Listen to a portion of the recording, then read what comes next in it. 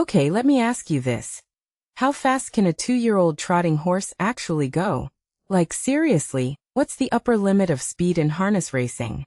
Well, apparently the answer just got rewritten by a colt named Lifetime Dreamer, who dropped a 1 minute and 51.1 second world record at the Meadowlands. That's not just fast, that's ridiculous. I mean, we're talking about a baby horse, barely out of toddlerhood, hitting speeds that make seasoned trotters look slow.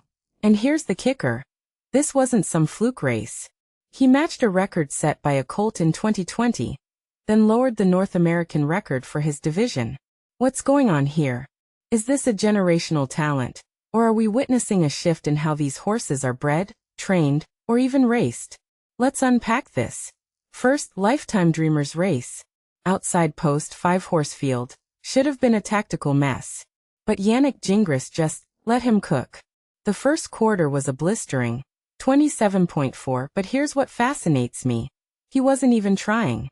Like, the horse gave up the lead voluntarily to sit in the pocket, then waited until the 3/4 mark to unleash hell. That's not just strategy, that's a horse with control. And when he hit the wire in 1 minute and 51.1 second, he didn't just break records, he made you wonder if we've underestimated trotters' potential for years. Ake Svanstedt said it was a combo of warm weather, a good track, and a nice horse. But come on, this was no accident. This was dominance. Now compare that to Wall of Fame in the filly division. Same track, same day, 1 minute and 52.3 seconds victory. But here's the twist. She came from post 7, got shuffled back to 6th early, and still won. That's not just talent, it's race IQ. Andy Miller called her uncomplicated, which sounds like a backhanded compliment, but watch her stretch run. She didn't just win, she answered the question. When Nevis Peak challenged, Wall of Fame didn't panic. She accelerated. That kind of poise in a 2-year-old? That's why she's undefeated in 4 NJSS starts. But does this mean filly trotters are closing the gap on the colts?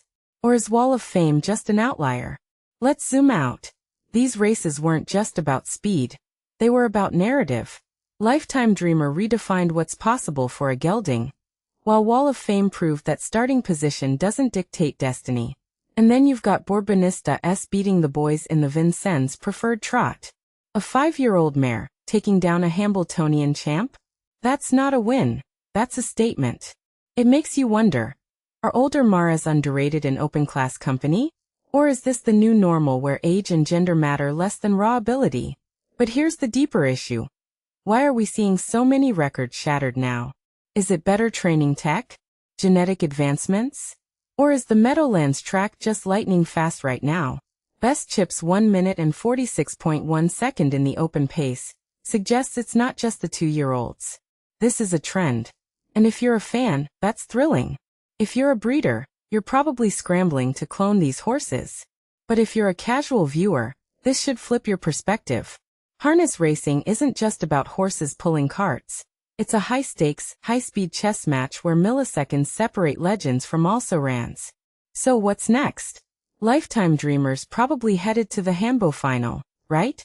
But can he replicate this without the perfect setup? And Wall of Fame, will she dominate her division or get thrown into tougher stakes against older mares?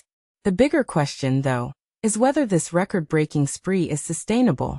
If every race becomes a battle for the history books, does that devalue the records themselves? Or does it just raise the bar for what we expect from these athletes? Let me know what you think, because I'm dying to hear if you see this as a golden era or just a statistical blip.